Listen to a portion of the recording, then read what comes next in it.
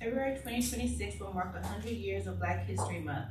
Black History Month celebrates the impact, persistence, and progress of Black Americans. This observance is a reflection and recognition of the scientists, faith leaders, artists, academics, policy leaders, soldiers, and teachers whose actions and works built institutions and strategies that paved the way for future generations to make strides in the arts, social justice.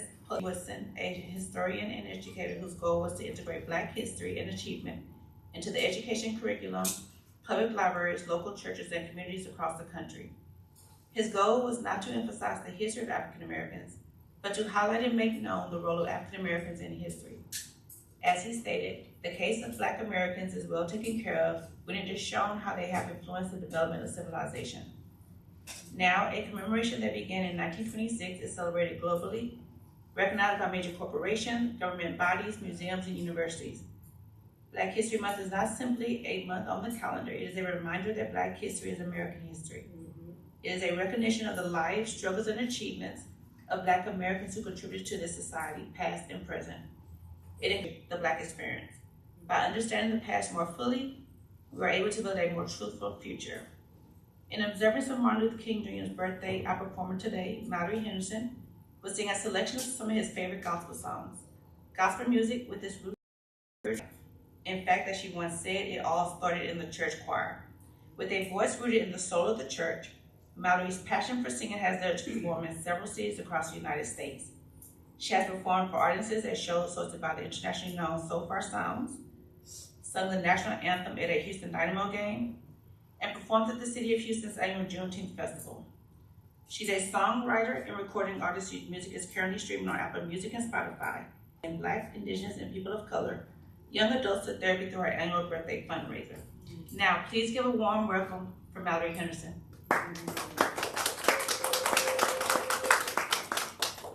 How are y'all? Good. I am honored to be here, not only to celebrate the legacy of Dr. Martin Luther King Jr., but also to influences me, whether it's something that I know about and realize in the moment or whether I realize it down the line. It influences so many genres of music, and I'm just a music lover, so I hear it all the time when I'm listening to other genres. So again, I'm very honored to hum. If you feel something and you need to stand, that's perfectly fine. It ain't gonna bother me. I've been in the church and I'm still in the church, so you're not gonna distract me. So let's get started. I really do hope you enjoy.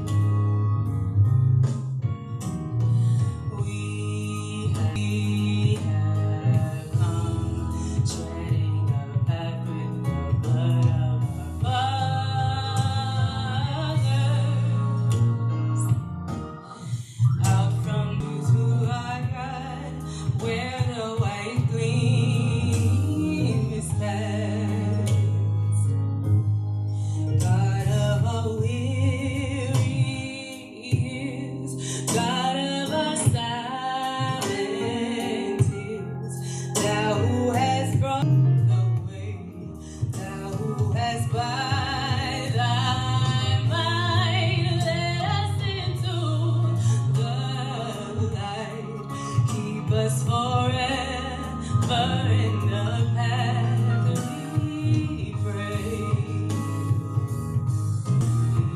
Lest our hearts, drunk with the wine of the world, we forget thee. Shut open.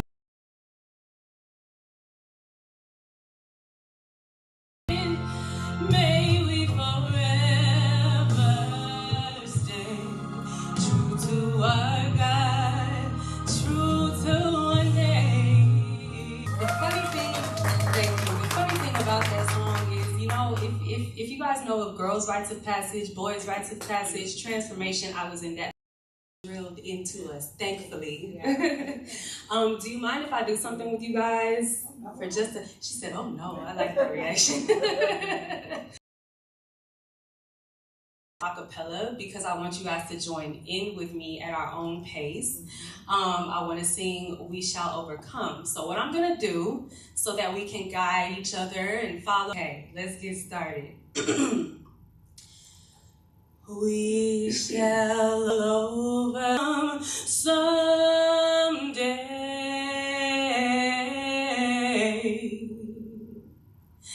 Deep in my heart, I do believe we shall overcome someday. Overcome. We shall overcome. Give me a little more. We shall. Oh, I do believe. Sorry, I do believe. What do we believe? We shall. Peace, okay? We shall live in peace. We shall live in peace. We shall live in peace. Sun in my heart, I do believe that we shall live in peace. Y'all ready? We shall live in peace. We shall live in peace someday.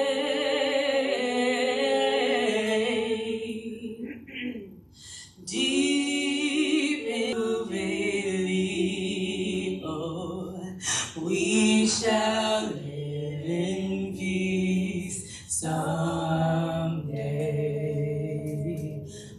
Last one, here we go. We are not afraid. We are not afraid. No, not today. Oh, deep in my heart, believe that we are not afraid today. Please join me one more time. We are not afraid. We are not afraid today.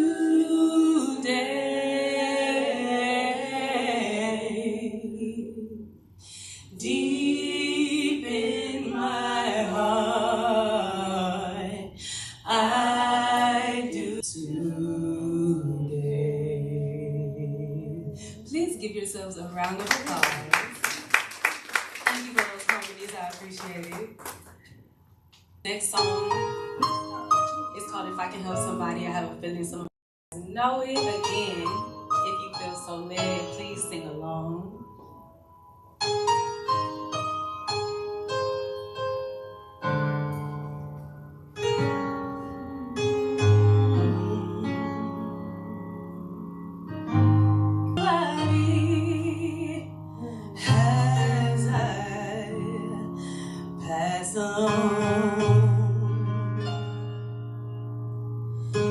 If I can help somebody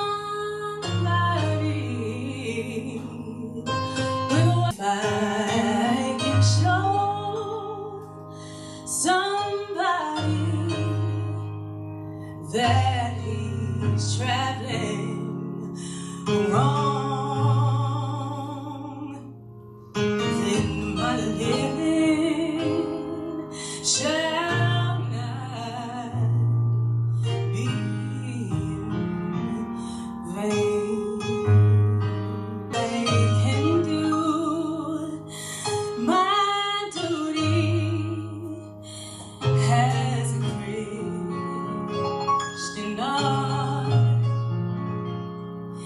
If I can bring back beauty to a world of pride, if I can teach that the Master taught, then my living shall not be in vain.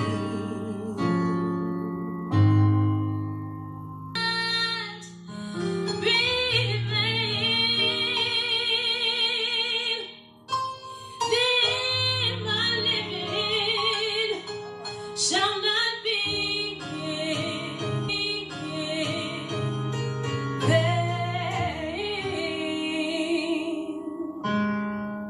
If I can help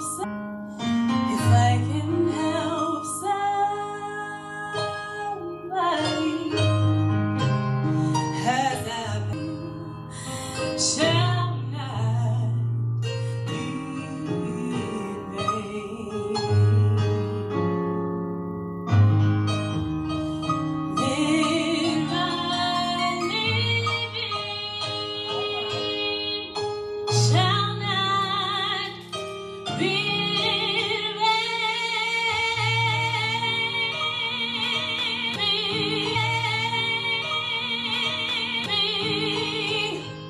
Shall not be in vain.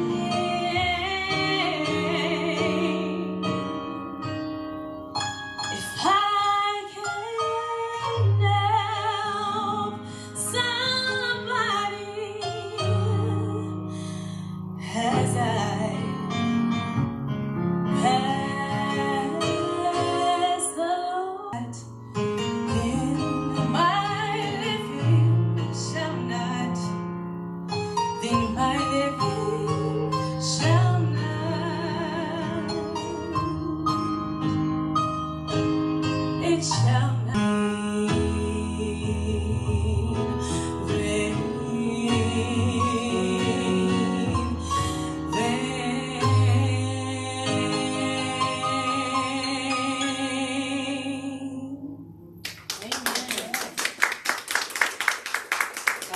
This next one is a personal favorite of mine. My mom used to sing it to me as a child. I honestly don't know how I remember that because I feel like I was too young to remember it, but it's up here.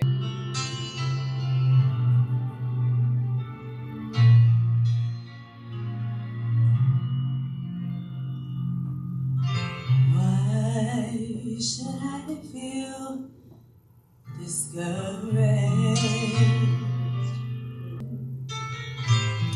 Why should my heart feel lonely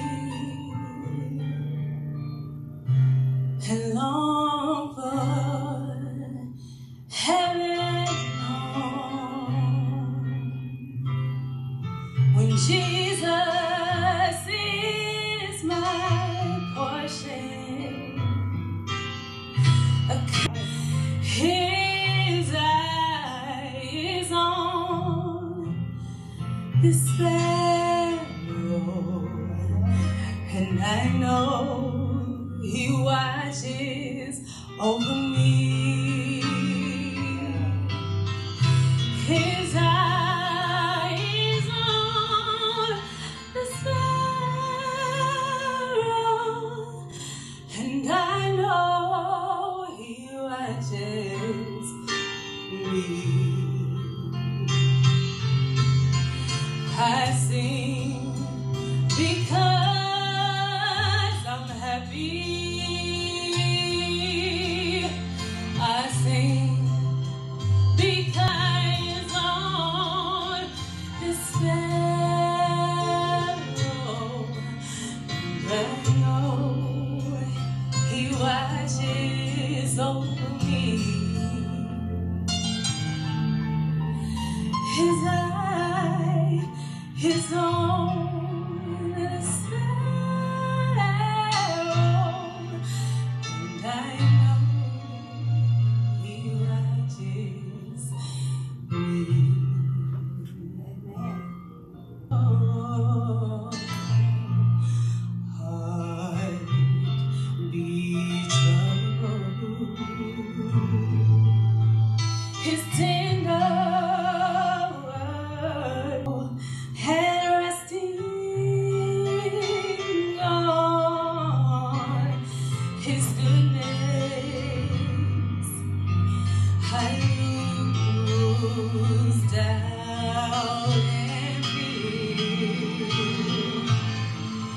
All His eyes on this is me. His eye is on the sparrow.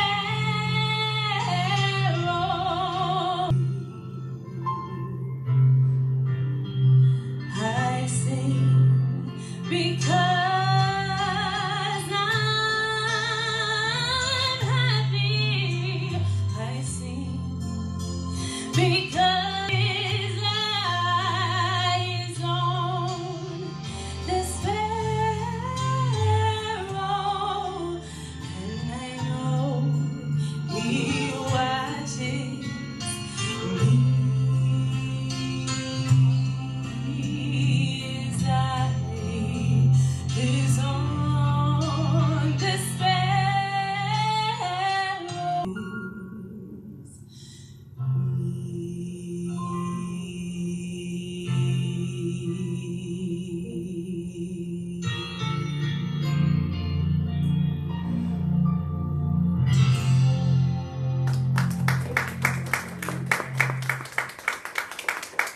Go with it. I hope that you have a little fun with this one.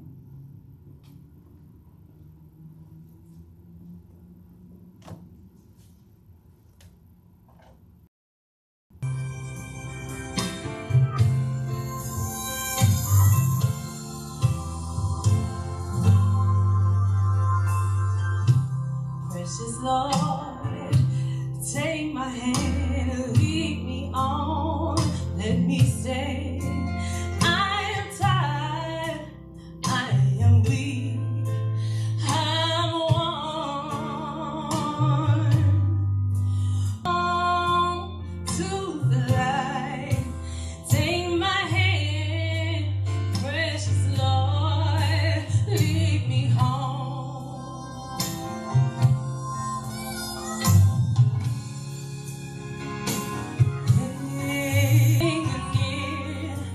When my life is almost gone, oh, hear my cry, Lord.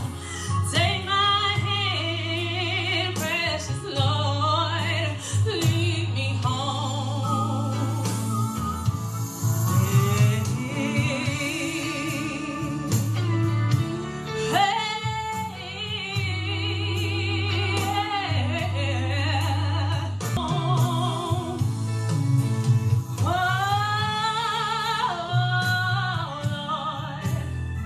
Don't you let go of my hand, precious Lord.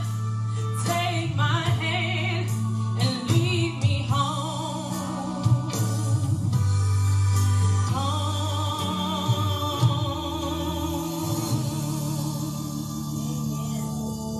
Thank you guys so much. I hope you enjoy the rest of your night.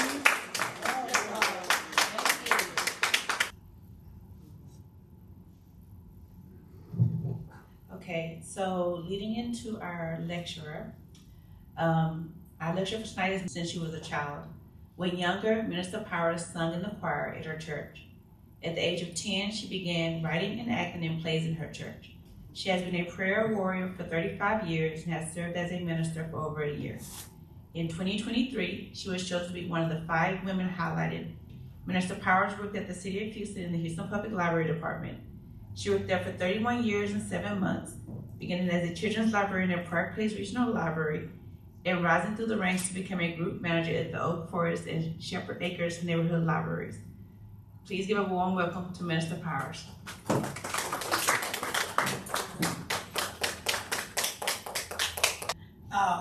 I'm just a speaker. I enjoy talking about the Lord and what He's done for me, and I hope that He's done something for you. So it's all about giving Him praise.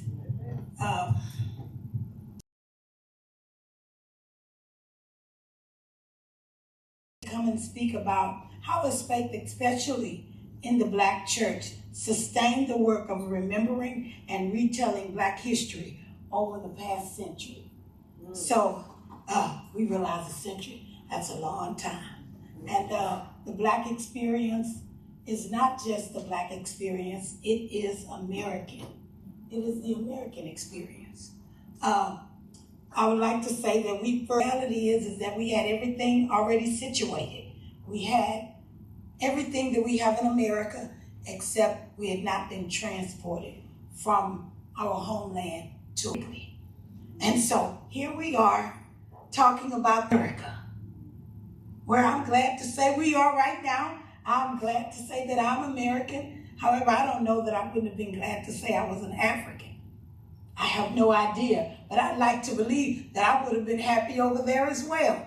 And so for over a century, archive for African American history. I'm sure that most people know that. Before there was a Black History Month, if you were born, and my aunt was born in 1921, and she told me that she didn't get a birth certificate. Surely the Bureau of Vital Statistics was not available at that time. Certificate made. So because of that, she kind of wiggled around on that age thing. You know, sometimes she was a little younger than she actually was. That was one of the privileges. But understand that everyone, and even now they will recognize your Bibles as documentation. So if you have a birthday and you're not really sure about it, too bad I was really in the Bureau of Vital Statistics, because I could have went with that. So what we learned is that the Bible was something that all Black people had at that time. I use that. He was born on April the 17th at 2 o'clock, and he weighed 5 pounds. And so when you go back and you look for your history, most of the times you need to find your family's Bible. So you find documentations when they were christened and when they went to school and if they went to school.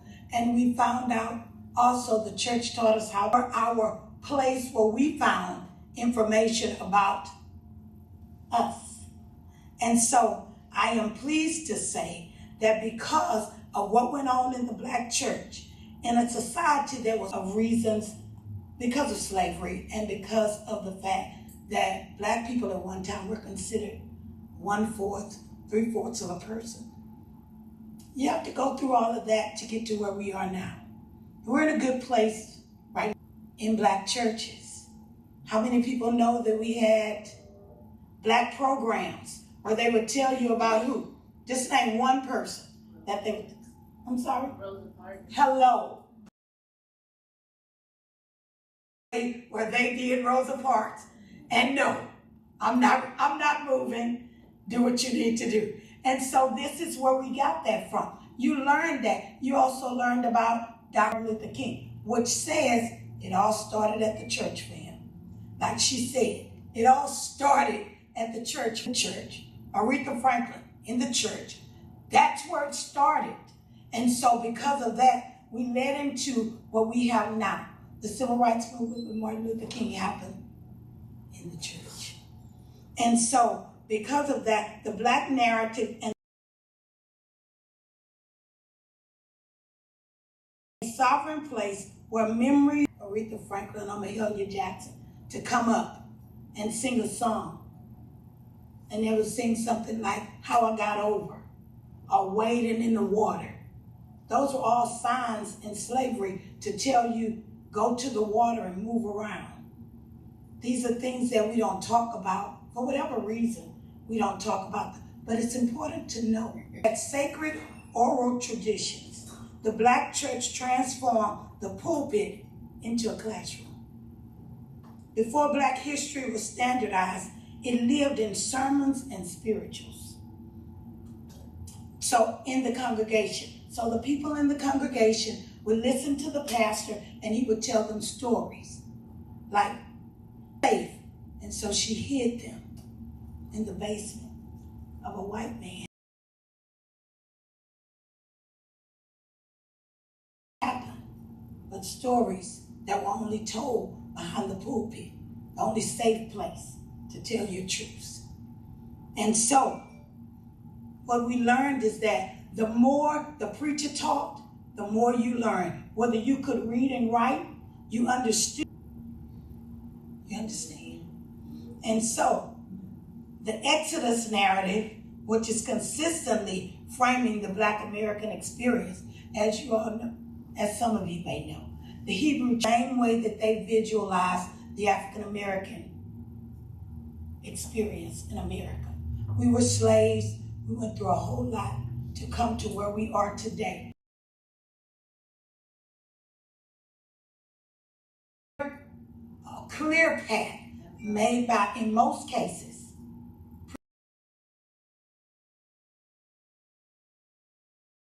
gentlemen. They taught the women how to be ladies. All of that happened in the church.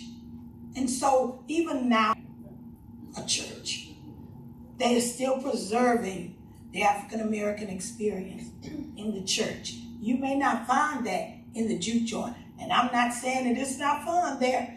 Clearly Color Purple told us that, but it didn't tell us about the history of our people. You find that in the church. And then you hear, go down Moses, way down to Egypt land. That all happened because somebody said, we need to recognize Harriet Tubman and her contributions to Black people becoming free. Because you all do realize in Texas, you were not freed until 2 years after Abraham Lincoln freed African American. He freed them in 1863. 2 years later, that's how oppressed you were if you lived in the South. You were oppressed, period, but you were really oppressed if you lived in the South. And so we use the church to tell our story and to learn more about of bondage to liberation. That gave the meaning to both slavery and Jim Crow. I hope that you all are familiar with Jim Crow. You'd have to take a vote, which symbolizes then you can't change things. And so to limit you from voting, limited you from changing things. So what we learned is that if you're going to do it right. Start at the church and move out. So everyone is happened, and it happened because a young Caucasian lady said that a young African male had raped her or so assaulted her. They went and they did not just, you have not heard of a Rosewood City in Florida since. They minimized how many people were killed. They said it was 8, but the record goes from 8 to 150.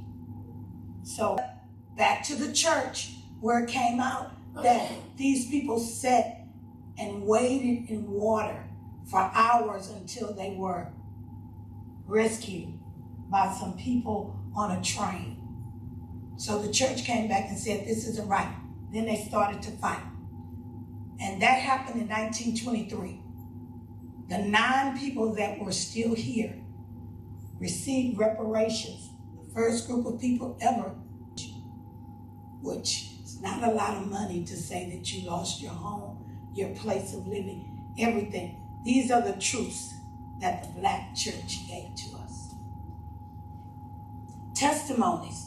The tradition of testifying, where individuals shared their personal struggles and triumphs, created a living oral history of those of great leaders like Rosa Parks, Claudette Colvin, who refused to give up her seat at least 4 months before Rosa Parks refused to give up hers. You may have not ever heard about her, but she is a champion because she's just like you, sitting on the bus, minding her own business, that said, get up. And you didn't get up. She got the same thing Rosa Parks got. Of course, Rosa Parks received, it's American history. It's what I'm doing now. I'm telling you orally what happened, the story. And so all of these people, including Shirley Chisholm, James Baldwin, June 1965, when slaves in Galveston realized that they were free. And who came to tell them? Union soldiers. We can back up. I believe that you know that they were not greeted with the warmest welcome. And they started to fight for their equal rights. All of this happened because they realized we've been out to do a lot of free things that we were used to doing. So as a result, they began to fight. Well, who fought against them?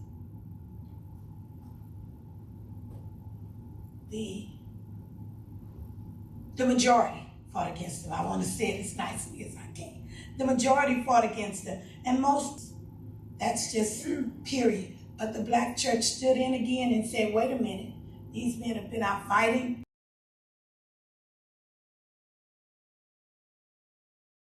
So it was always the voice of the Black preacher, the voice of the Negro mother, the voice of someone crying out in the wind. She sang a song, it said, let the work out. No, you didn't. She sang it taught you that if you see a fight, and I'm in it, if you think it's a worthy fight, you get in it with me. Stand.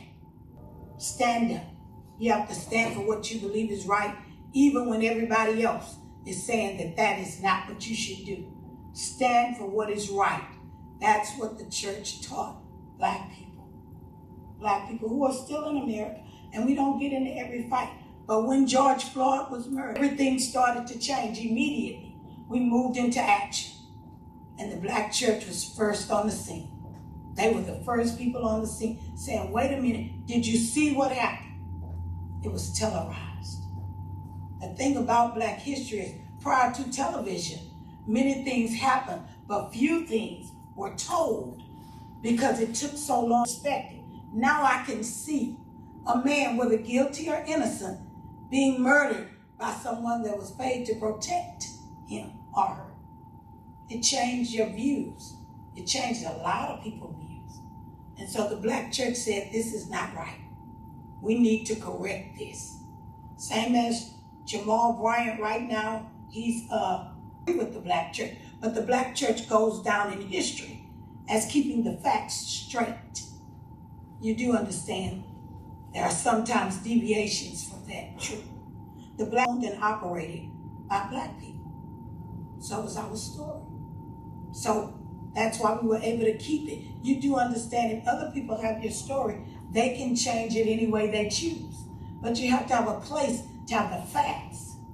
That's what the Black church gave us, the facts. You've heard of Emmett Till, and I'm sure you saw the movie, or maybe you didn't see the movie. I did not watch it as a little girl. And I knew that he was a little boy, and that grown men killed him. That's the story. But it's held in the Black church, those things. Somebody actually took the time to write them down so that someone 100 years later could read the story and understand it. And so they have churches like Martin Luther King's church, the Mother of Philadelphia, and others where they actually have the same pews, they have ballots, they have pictures. Even if you go into a Black church right now, what do you see? And they're fanning. And what he stood for. So you're going to see pictures of all women sitting in church.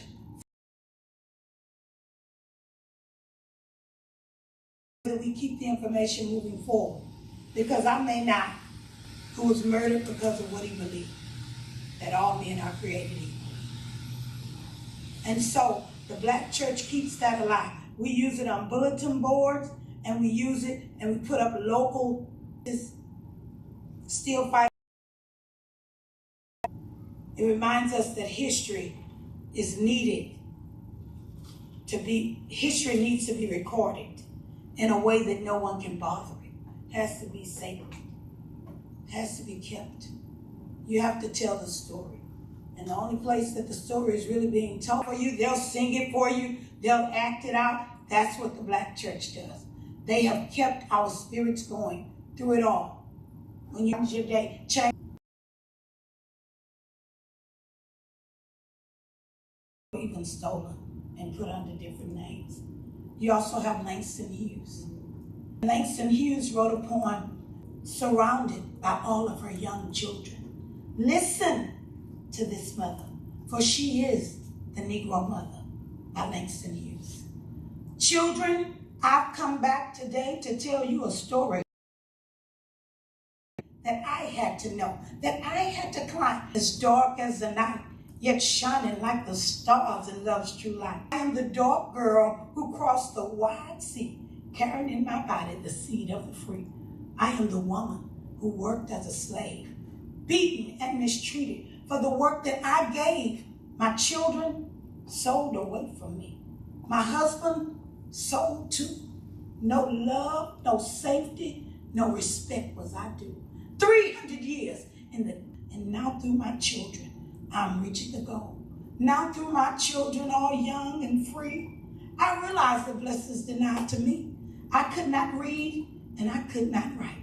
I had nothing back there in the night. Sometimes the road was hot with the sun, but I had to keep on until my work was done. No stopping for me, for I was the seed of the coming free. I nourished a dream that nothing could smother.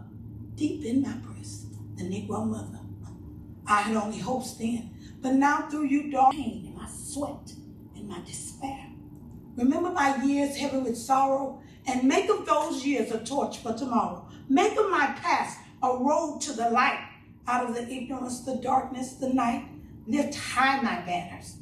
Let none push you back. Remember the whip and the slaver's trap. Remember how the strong struggle and strife still barred you the way and denied you life. But no brother dares keep down the children of the Negro Mother. Thank you.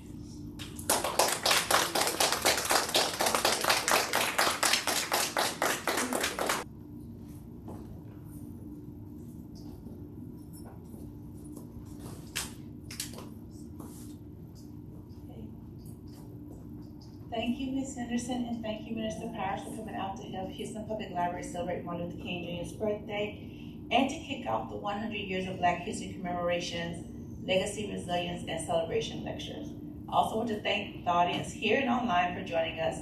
We're just getting Councilwoman Dr. Carolyn Evans Shabazz with Madison Thomas from HPL performing.